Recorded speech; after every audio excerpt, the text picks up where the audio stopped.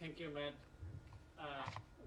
Just before the G20, Russian Foreign Minister Lavrov visited Bangladesh, and in Dhaka, he said Moscow would prevent any attempt to establish dictates and interference by the US in this region. And ruling Prime Minister Sheikh Hasina also accused US, as she said that US, in the name of Indo-Pacific strategy, they wants to come here and gain control over the region. So what is your response and what is your position, the Indo-Pacific strategy? I would say, with respect to Russia, a country that has invaded two of its neighbors, is prosecuting an aggressive war where it bombs schools and hospitals and apartment buildings on a daily basis, should not be talking about any other country imposing dictates.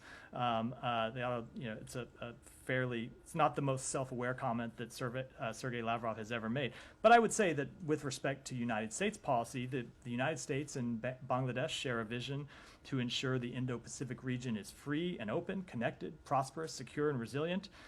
That's the intent of our Indo-Pacific strategy, and that is our position.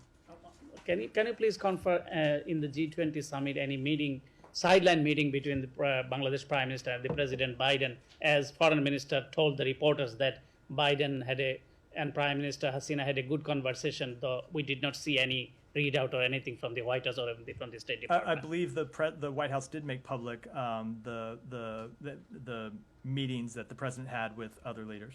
If I may, for press freedom, very quick. Bangladesh government control court sentenced 7 years two senior journalists, a 90-year-old who used to work for the BBC, Shafiq Rahman and Mahmoud Rahman, including 3 American citizens, and 1 journalist who is exiled in New York.